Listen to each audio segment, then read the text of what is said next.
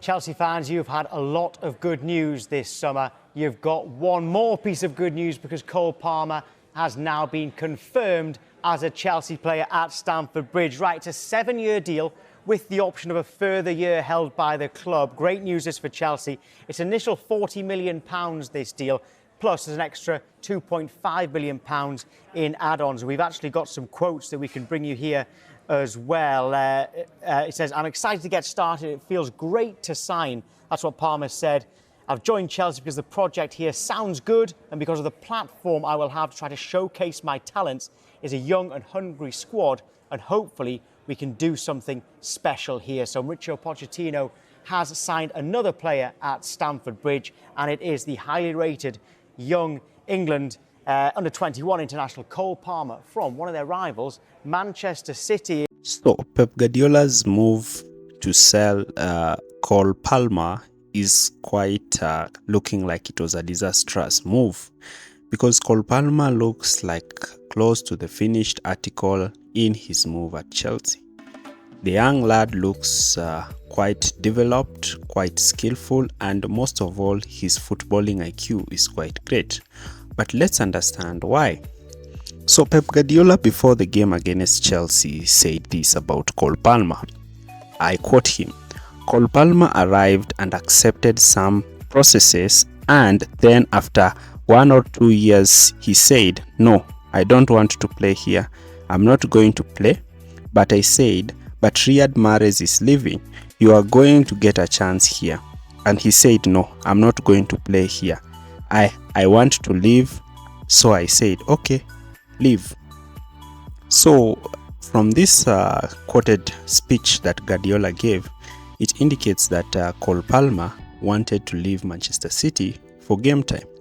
So a lot of Chelsea fans during the summer transfer window had anticipated that Chelsea would go back in and try to sign Joao Felix.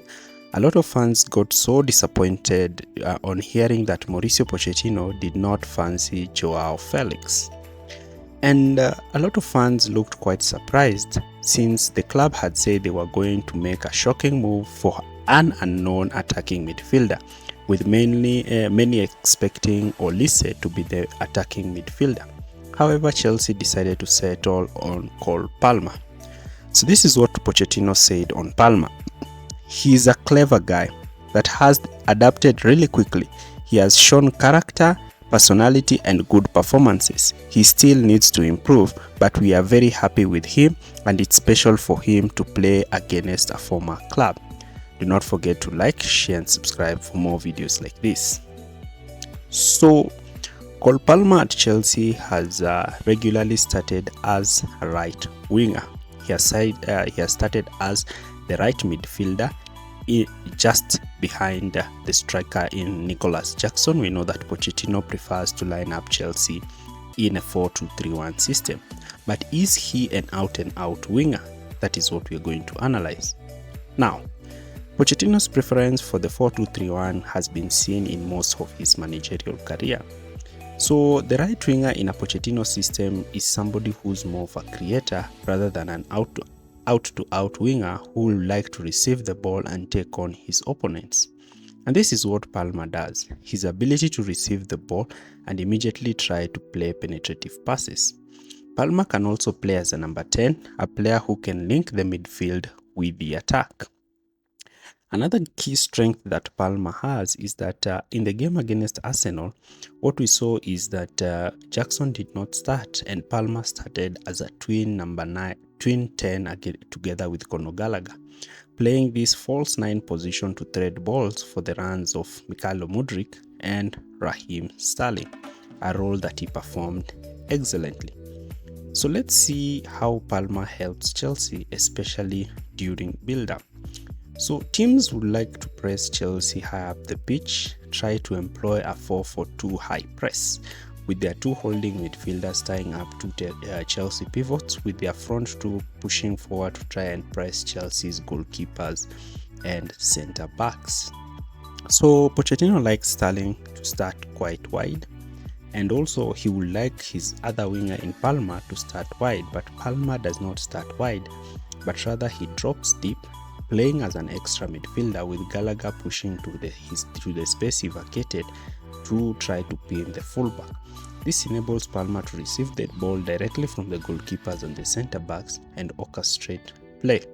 And it's something we saw in the game against Manchester City and also in the previous games that Chelsea have played, making him quite an instrumental factor for Chelsea during their build-up phase. Now, looking at Chelsea in more progressive phases of play, what we are going to see is that Chelsea will push one pivot higher, and we'll see that Palma will drop from his right wing position and come in midfield and play as a number 8. Receiving the ball directly from the centre backs and playing in players in between the lines, mainly Conor Gallagher.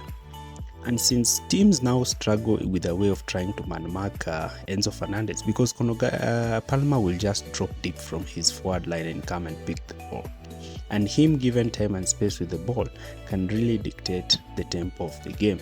So when Chelsea decide to build with a 3, what we see is Palma pushing in this right half space channel, getting tracked off the attention of the centre back, because he's a quite dangerous player when receiving the ball in this space. Also tying up the fullback, who in turn will now give space for Reece James or Malo Gusto to be making those overlapping runs and attempting crosses, something that we saw Reece James do perfectly against Manchester City during their 4-4 draw. Another thing is that he likes to create spaces now for his other teammates such as Conor Gallagher to be receiving the ball in between the lines. So this only happens in games, some games where Colwill starts, and we know Colwill does not like to advance. Palma is the one who moves to attack the left hand space by trying to make those runs in the left half space. And when Chelsea have a more attacking fullback, you will see Palma in this case receiving the ball down the right wing and attempting those passes that we famously saw Hakim Ziyech play at Chelsea. But Palma's passes are quite accurate and are quite weighted. His ability to also pick players who are making far post runs is a great asset that he gives to his team in possession. Now, from this clip here, I wanted to show you examples of clips. You can see Sanchez has received the ball and Manchester City are immediately trying to press Sanchez high up the pitch. Manchester City have committed 6 players to the press. Palma casually drops deep, and in this position now he has given Manchester City a problem. Jeremy Doku does not know whether to cover Reece James or to pick up Palma, who has dropped so deep since Vardiol cannot move from his left back position. So Palma receives the ball in this position, allows the ball to go past him because he knows if he receives the ball, he will be denied time to turn. So he lets the ball get past him intelligently. Then he goes and receives the ball. So now Doku is trying to track him. Jackson has picked up Akanji. Walker is now moving towards Sterling, and a huge space has been created in the middle between the two centre backs. Now, he beats Doku and Rodri in this duel. Immediately, he does not stop with the ball, but rather he continues to play with the ball forward, showcasing his intelligence to beat and receive the ball in tight spaces high up the pitch. He receives the ball, and now Chelsea have close to 6 players running against Manchester City 4 players. And this is a situation where Pep Guardiola does not like to find his team at. Here, he immediately plays the ball to Raheem Sterling, and now Kyle Walker has to shift from his position as the right back to try to come out and stop Raheem Sterling from cutting in with his strong right foot. Palma has already spotted the space between Walker and Ruben Dias, and he's now making that half space run to try to exploit that space. If Sterling would have just played a simple pass through to this space, Palma will be able now to make a run and immediately give a cutback. So Sterling beats Doku and Walker, and now Sterling is attacking the half spaces. Intelligently, Cole Palma vacates the half spaces and comes out towards the wide area to give Sterling the wide outlet option. Here again, You can see that Chelsea have beaten Manchester City's first two lines of pressure, and now Reece James is running with the ball. Rodri is now tracking Reece James, and now Vardiol has been left in a 2v1 situation. So Vardiol decides to try to come out to get Reece James. Reece James beats him, and Palmer has already given Reece James the space to pass the ball out wide, and now Palmer is having the ball in a place with time and space. Cole Palmer is also quite intelligent during these phases. For example, especially during when we saw the second goal against Chelsea, where Manchester City miscalculated a header. Enzo Fernandez receives the ball, and you can clearly see he immediately plays the ball to Cole Palmer.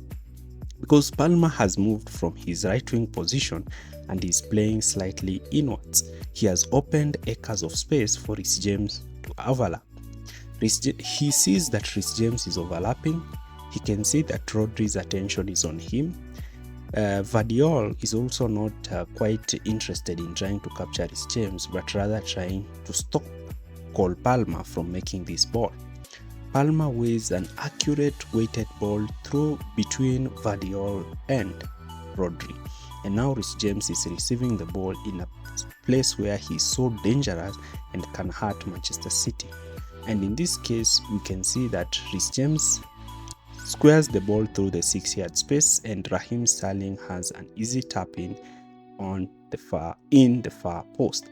So this showcases that this move does not happen if Cole Palmer does not pick up these passes. Not only is Palmer quite strong for Chelsea during their build-up system, but he is also quite strong and effective for Chelsea during Chelsea's defensive system. Mauricio Pochettino, being an aggressively high-pressing manager, wants his team to win the ball high up the pitch. So in this case, you might see Chelsea employing two forms of press: the high press, the mid block, and the deep block. So Palmer will start slightly deeper as an extra midfielder, with Conor Gallagher pushing to play alongside Jackson, since of Gallagher's has high intense pressure. So Palmer will be the one tasked to pick up the fullback, and in some instances, especially in some games, we saw Palmer winning the ball and immediately playing the ball towards his front line to try and attack. He did that against Brighton in the Carabao Cup. In some instances, especially the game against Manchester City, he was deployed further up to be pressing alongside Nicholas Jackson. He was quite effective in denying Manchester City's centre-backs time and space on the ball. He is also quite great in dropping deep to help double up against an overload when his fullback is trying to be overloaded with two players. His work rate is also a great asset towards him, and his ability to win the ball in transition and play in the likes of Raheem Sterling is also a great asset. Now, you can clearly see here that he has joined Jackson in pressing Manchester City high up the pitch. He's not afraid to go full throttle against Manchester City to hurry them and stop their effective build-up structure. Forces Ederson to play the ball towards Akanji in this place. This has denied Manchester City to build the ball in their right-hand side where they have an overload.